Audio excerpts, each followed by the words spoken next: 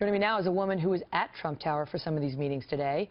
Omarosa is part of the presidential transition team in national engagement. Omarosa, great to have you. So first of all, go Jim Brown, Syracuse 44. I know he did some things after Syracuse University, but that's how I know and remember him, at least wasn't during my time, but still, we loved him. What was really the purpose here? Because we've had 8 years under President Obama where many people felt that while he started this My Brother's Keeper program, it didn't go far enough and he didn't do enough to help what we've seen in the inner city, places like Chicago. Well, you know, the president-elect has mapped out an urban renewal program that really is aimed to improving the conditions for African Americans in the community. And so a lot of these meetings are an extension of what we've already done and what he talked about in the campaign. He's going to fulfill all of those promises. And most importantly, you mentioned Kanye West. They mentioned it in the promo. Kanye West was very concerned about what's happening in Chicago. There's no excuse for how many murders we've experienced since January in Chicago and how many people have experienced violence in the inner cities of Chicago.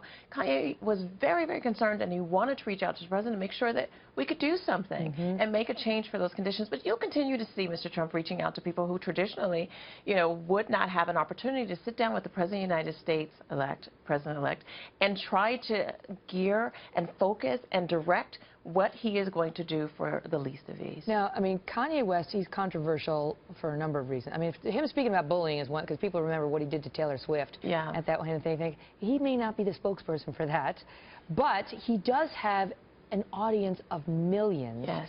And guys in Chicago might listen to Kanye West as opposed to, you know, some sort of elite who's lecturing to them on how they need to do better.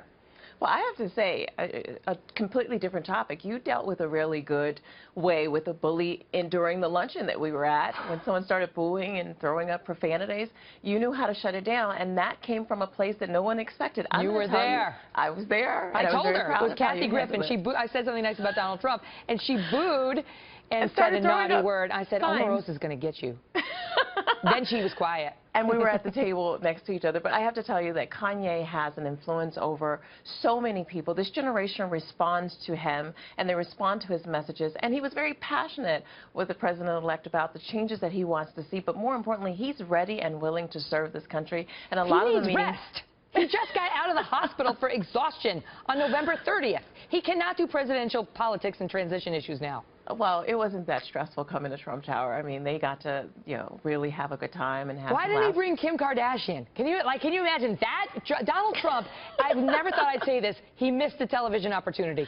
Well, you know, he gets so criticized for, you know, being involved in entertainment, but this president-elect is focused on really carrying out his vision, particularly for what's happening in inner cities. Yeah, well, I mean, I think those are voices, and Ray Lewis, what he was saying, I think a lot of people will listen to him, and there are different kinds of messengers with different life experiences, and not a history of lecturing, you know, to us all the time. So we'll see. Omarosa, great to see you.